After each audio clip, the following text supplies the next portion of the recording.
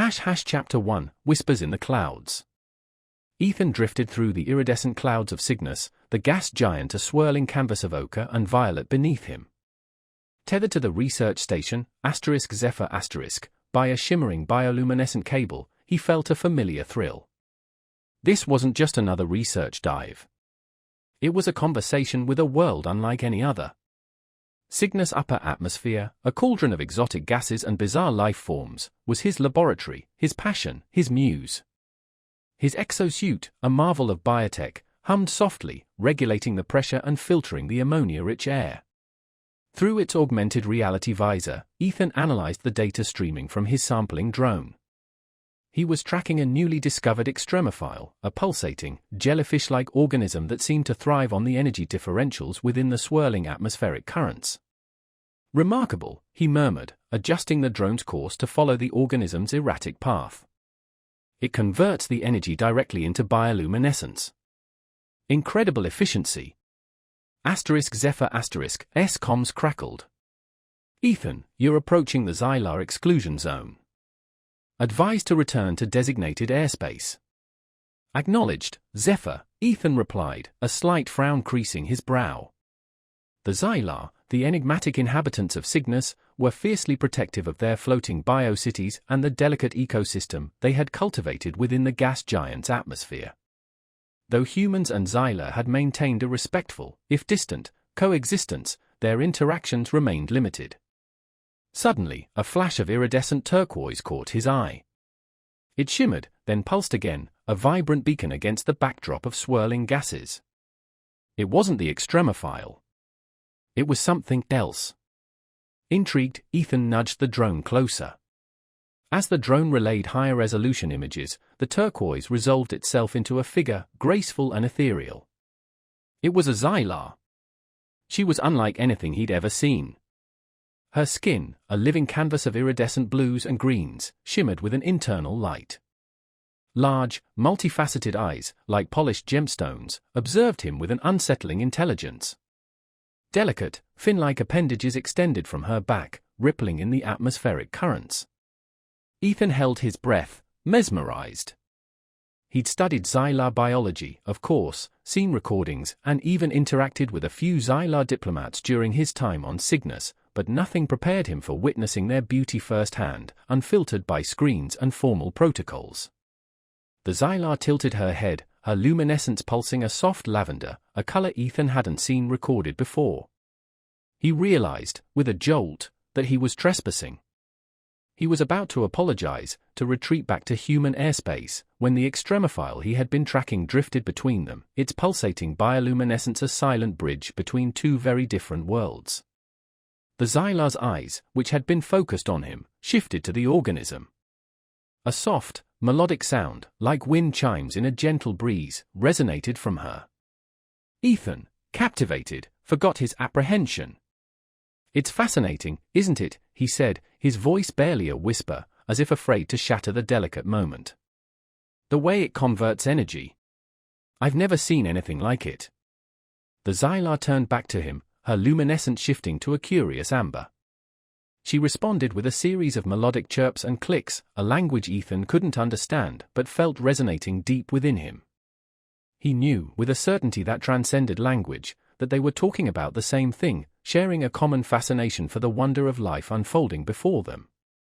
In that shared moment, suspended between the clouds of a gas giant billions of miles from Earth, Ethan felt a connection, a spark of understanding that transcended the vast chasm of species and culture. A connection that whispered of something more than just scientific curiosity. It whispered of possibility. Chapter 2, Bioluminescent Bridges. The next few days were a blur of excited research and furtive meetings. Ethan learned that the Xylar he'd encountered was named Naira, a biologist studying the symbiotic relationships within Cygnus's unique ecosystem.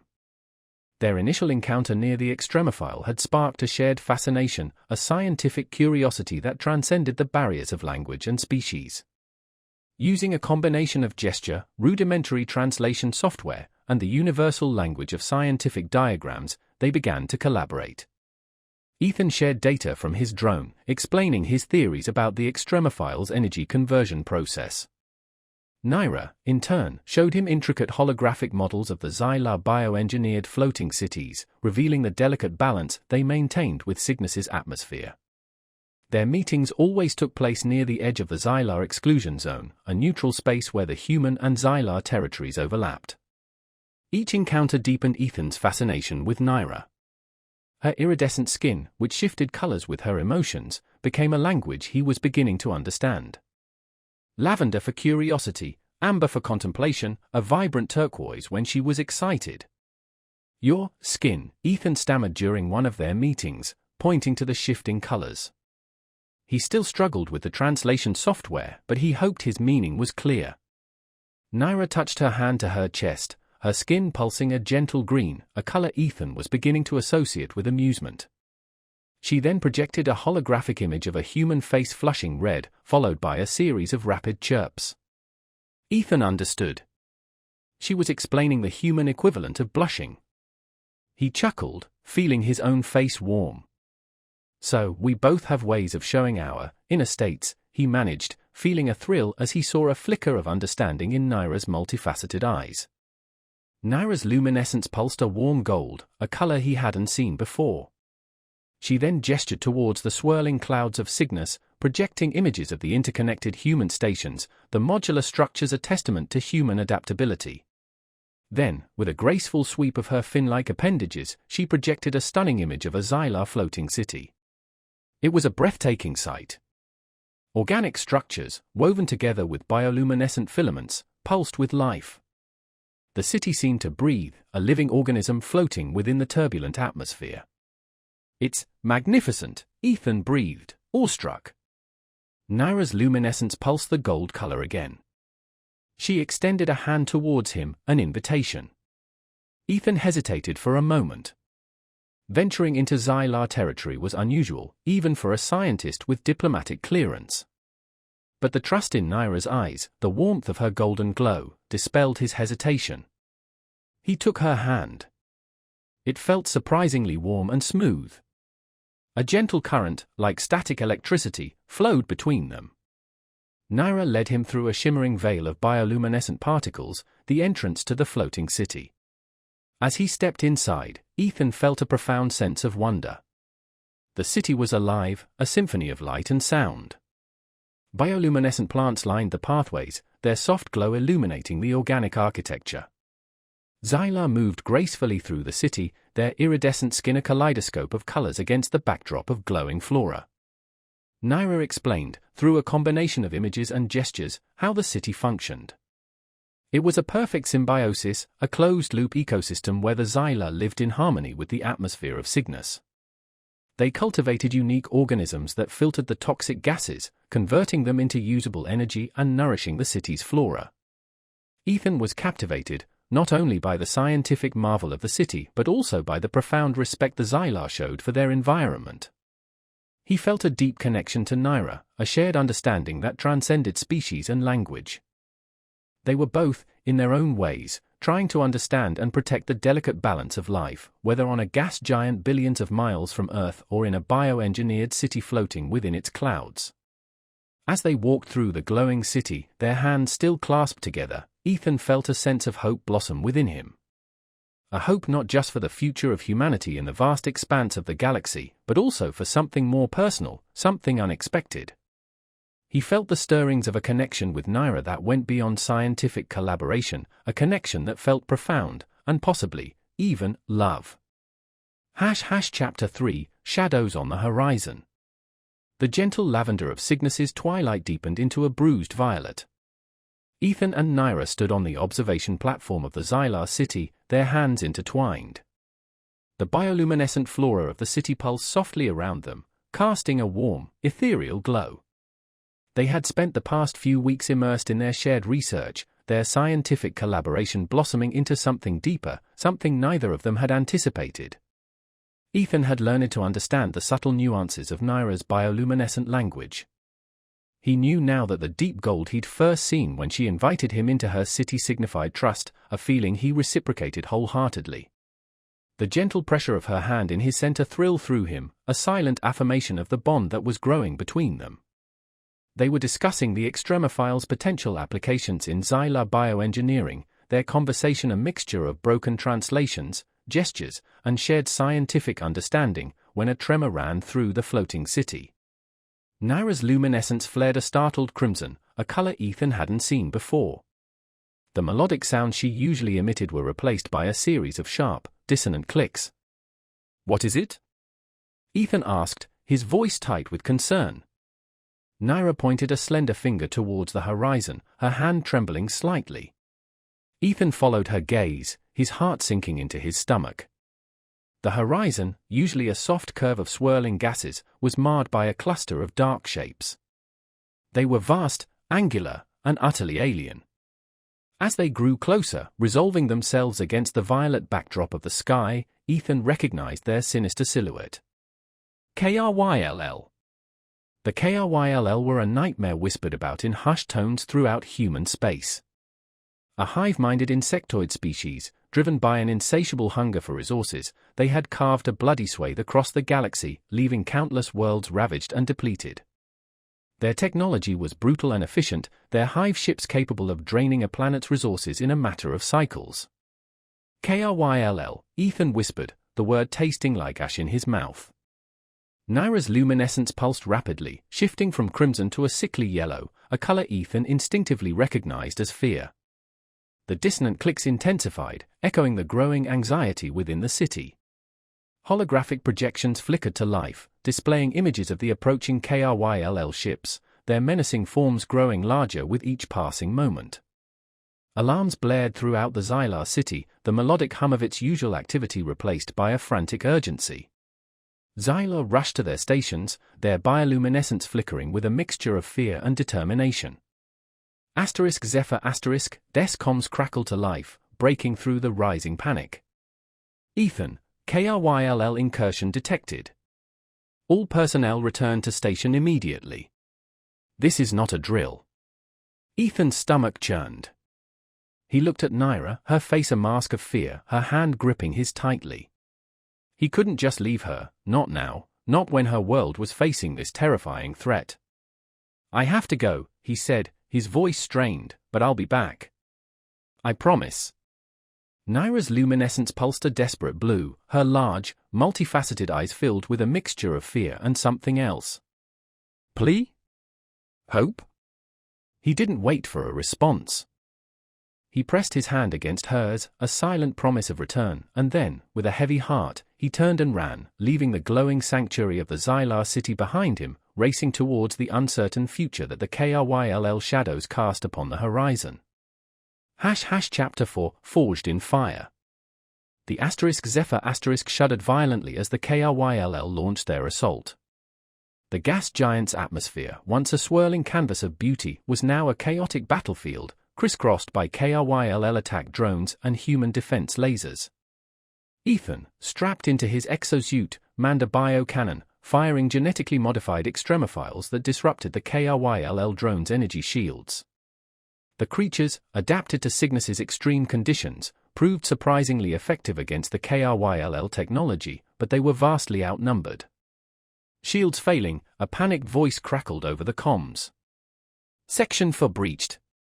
Ethan's heart pounded in his chest. He'd been so focused on the immediate threat that he hadn't thought about Naira, about the Xylar city. Were they under attack too? He had promised he'd return, but how could he keep that promise amidst this chaos? A tremor rocked the station, throwing him off balance. Through the viewport, he saw a KRYLL boarding pod latching onto the Zephyr S hull, its mandibles tearing through the reinforced biosteel. Evacuate! Repeat, evacuate, the station commander's voice boomed over the comms, laced with desperation. Ethan grabbed his emergency kit, a mixture of medical supplies and survival gear. He had to get out, but not before he tried to contact Naira. He scrambled towards the comms panel, his fingers flying over the controls, trying to establish a connection with the Xylar city. Static! Only static. A deafening explosion ripped through the station. Ethan was thrown against a bulkhead, his head slamming against the metal. He gasped for air, fighting the nausea that threatened to overwhelm him. He had to get out. Now! He stumbled through the smoke-filled corridor, the emergency lights flickering erratically. The air was thick with the acrid smell of burning bioplastics and the sickly sweet scent of KRYLL pheromones. He reached the escape pods, but they were already overloaded, packed with fleeing personnel. His only option was a single-person emergency craft, a risky maneuver in the turbulent atmosphere. As he strapped himself into the tiny craft, a holographic image flickered to life on the control panel. It was Naira. Her luminescence pulsed a frantic red, her face etched with fear. "Naira!" Ethan cried, relief flooding through him. Naira spoke rapidly, her melodic voice laced with urgency. The translation software struggled to keep up, but Ethan understood enough. The Xylar city was under attack. They were losing ground. They needed help. Ethan's heart ached. He had promised to return, and now, he had a chance to fulfill that promise, even if it meant facing overwhelming odds. "Hold on, Naira," he said, his voice determined. "I'm coming." He punched the launch sequence, the tiny craft hurtling into the swirling chaos of Cygnus's atmosphere.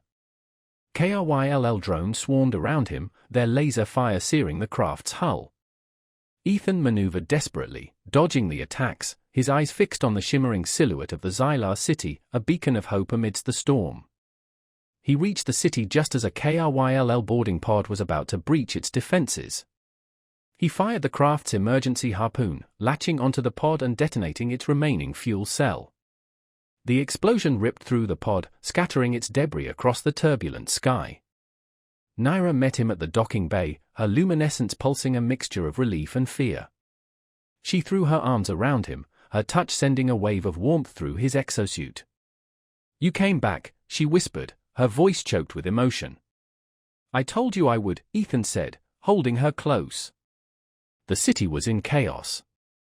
Xylar warriors fought bravely against the invading KRYLL drones, their bioluminescent weapons flashing against the dark chitinous bodies of their enemies. But the KRYLL were relentless, their numbers seemingly endless. Ethan and Naira fought side by side, his biotech weaponry and her knowledge of the city's defenses proving a surprisingly effective combination. He used his genetically modified extremophiles to disrupt the KRYLL drone's energy shields, while Naira guided him through the city's intricate pathways, leading him to strategic vantage points where he could inflict maximum damage. As they fought, their bond deepened.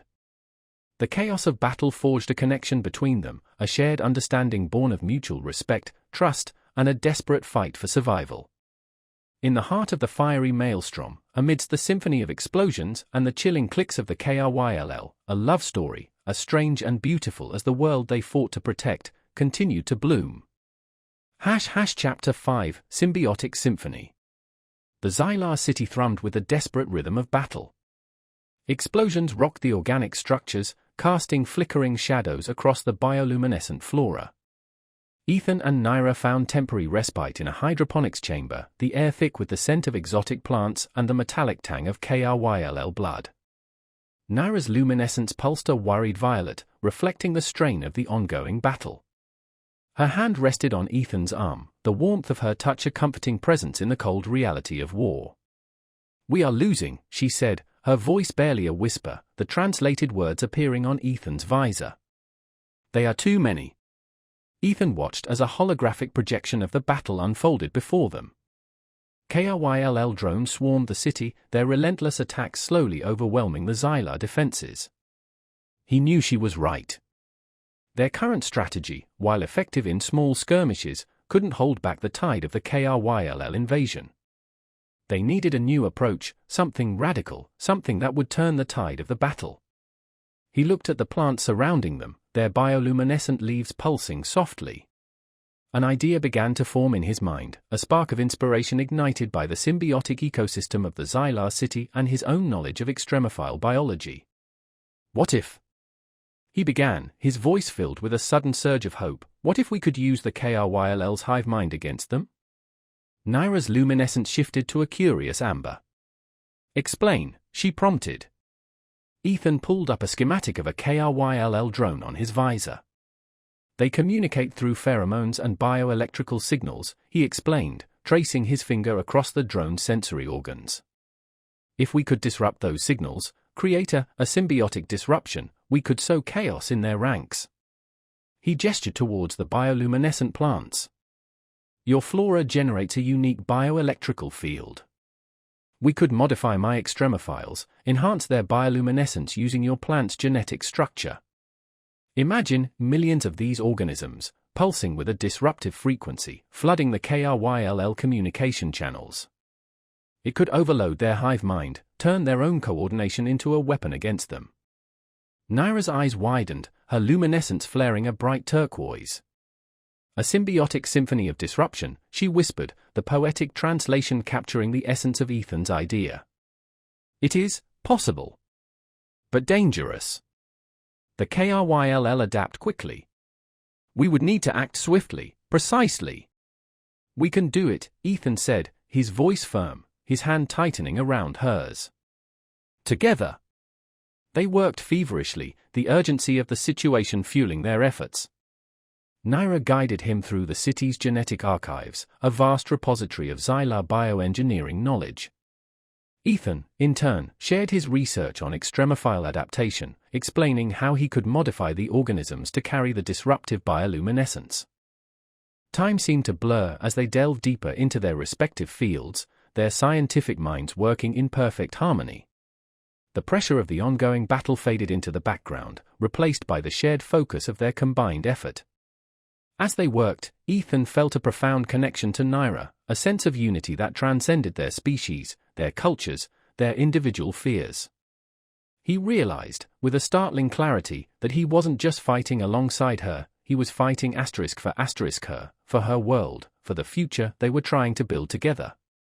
Hours later, they emerged from the archives, exhaustion etched on their faces but their eyes shining with a shared determination. They held in their hands a vial containing the modified extremophiles, pulsing with a vibrant, almost otherworldly light. The symbiotic symphony was ready to be unleashed. The fate of Cygnus, and perhaps their own future, hung in the balance. Chapter 6, Skyborne Storm. The KRYLL pressed their attack, a tide of chitinous bodies surging through the Xylar city. Explosions rocked the organic structures, the air thick with the acrid smell of burning bioplastics and the sickly sweet scent of KRYLL pheromones.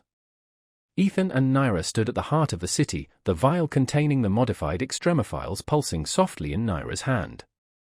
The time had come to unleash their symbiotic symphony. Naira raised her hand, her luminescence flaring a brilliant white, a color Ethan had never seen before.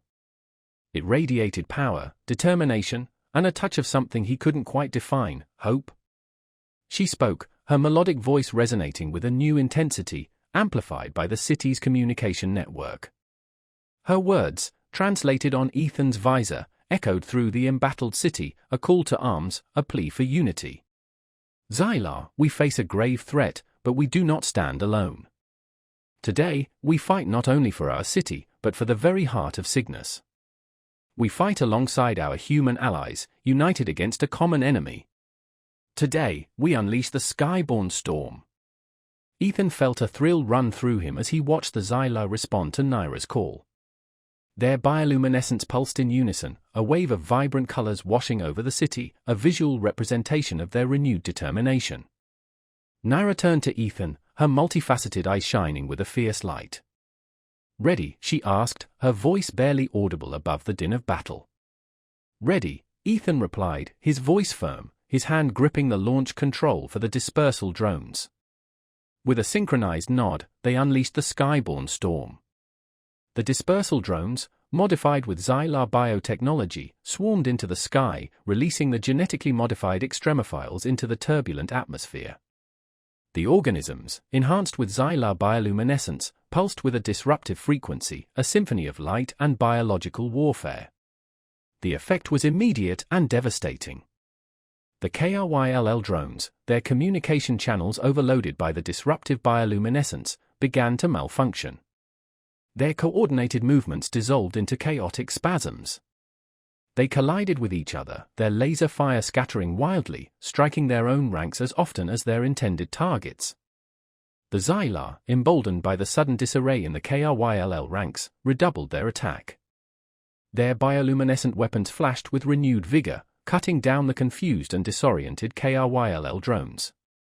Ethan, armed with his bio-cannon, joined the fray, firing concentrated bursts of extremophiles, targeting the larger KRYLL command units, further disrupting their already fractured hive mind. The battle raged across the atmospheric layers of Cygnus, a breathtaking ballet of light and shadow, of biological warfare and desperate courage. The sky pulsed with the vibrant colors of the Xylar, the flashing lasers of human weaponry, and the disruptive bioluminescence of the extremophiles, a symphony of destruction orchestrated by two species fighting as one. The KRYLL, their hive mind shattered, their coordination lost, began to retreat, their hive ships lumbering away from the gas giant, leaving behind a trail of burning wreckage and dismembered drones. Ethan and Naira stood on the observation platform, watching the KRYLL retreat, their hands clasped tightly. The sky, still swirling with the remnants of the skyborne storm, slowly began to calm, the vibrant colors of the extremophiles fading into the soft lavender of Cygnus's twilight. They had won. But the victory came at a cost. The Xylar city was damaged, its organic structure scarred by the KRYLL assault. The atmosphere of Cygnus, their shared home, was wounded, its delicate balance disrupted. Naira leaned against Ethan, her luminescence pulsing a soft gold, the color of trust, tinged with a new hue he couldn't quite place, gratitude. Love? We did it, she whispered, her voice filled with emotion. Ethan pulled her close, feeling the warmth of her body against his exosuit. He didn't need a translation to understand the unspoken words that passed between them, the shared sense of relief, of victory, of a bond forged in the fires of battle.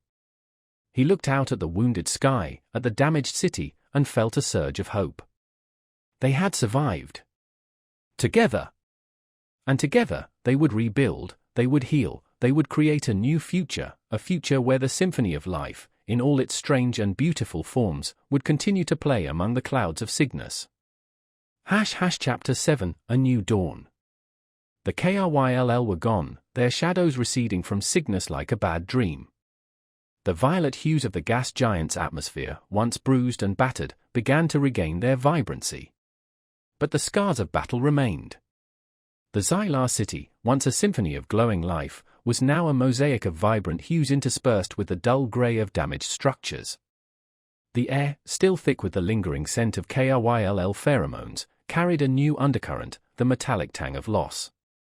Ethan stood beside Naira on the observation platform, overlooking the city. The remnants of the skyborne storm shimmered faintly in the upper atmosphere, a ghostly reminder of the battle that had been fought and won. Naira's luminescence pulsed a soft, melancholic blue, reflecting the somber mood that hung over the city. She held a small, withered plant in her hand, its bioluminescence extinguished. It was a symbolic gesture, a mourning for the lost flora and fauna, for the Xylar who had not survived the KRYLL assault. It will take time, Naira said, her voice soft, the translated words appearing on Ethan's visor. To heal, to rebuild. Ethan took her hand, his gloved fingers gently enclosing hers. He didn't need a translation to understand the depth of her sorrow. He felt it too, a pang of empathy for the loss they both shared, for the fragile beauty of Cygnus that had been wounded, perhaps irrevocably. We'll do it together, he said, his voice firm, squeezing her hand gently. Humans and Xylar. We'll rebuild, stronger than before. Naira's luminescence shifted to a hopeful green.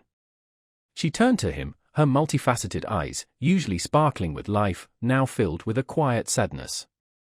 Yet, within that sadness, Ethan saw a spark of resilience, a flicker of the same determination that had fueled their fight against the KRYLL. The rebuilding process was a testament to the newfound unity between humans and Xylar. Human engineering teams, their biotech expertise honed by years of adapting to extreme environments, worked alongside Xylar bioengineers, their intricate knowledge of Cygnus's ecosystem guiding the restoration efforts. They shared technologies, knowledge, and resources, their combined efforts creating a synergy that was greater than the sum of its parts. Ethan and Naira continued their collaborative research, focusing on restoring the damaged ecosystem. They developed new strains of extremophiles, engineered to accelerate the regeneration of the atmospheric flora and neutralize the lingering KRYLL toxins. Their work brought them closer, their shared purpose solidifying the bond that had been forged in the fires of battle. As the weeks turned into months, the city slowly began to heal. Damaged structures were replaced with new, more resilient organic forms. The bioluminescent flora returned, its vibrant glow illuminating the city once more. The air, cleansed by the genetically modified extremophiles, lost its metallic tang, replaced by the familiar scent of exotic plants. One evening, as the lavender twilight deepened into a rich violet, Ethan and Naira stood on the observation platform, watching the newly restored flora pulse with life. Naira's luminescence glowed a warm gold, the color of trust, intermingled with a deep, vibrant pink that Ethan had come to recognize as love. She turned to him, her multifaceted eyes shining with an emotion that transcended language. She reached up and gently removed his helmet, her touch sending a shiver down his spine. For the first time, he saw her face unfiltered by the visor of his exosuit. Her features, delicate and ethereal, were even more beautiful than he had imagined. She leaned in, her breath warm against his cheek, and whispered something in her melodic language. He didn't understand the words, but he understood the meaning. He closed his eyes, savoring the moment, feeling a profound sense of peace and belonging. He was home, not on Earth, but here, among the clouds of Cygnus, with the woman he loved, a woman who was as alien and as beautiful as the world they shared. He opened his eyes and looked out at the swirling clouds, at the restored city, at the vibrant life that pulsed around them. The KRYLL invasion had been a tragedy, a test of their resilience, their ingenuity, their capacity for love. But it had also been a catalyst, forging a bond between two species, creating a new dawn of understanding and cooperation. The future was uncertain, but one thing was clear: humans and Xylar, united by shared sacrifice and a love that defied the boundaries of species and worlds, would face it together, hand in hand, their hearts beating in time with the skyborn symphony.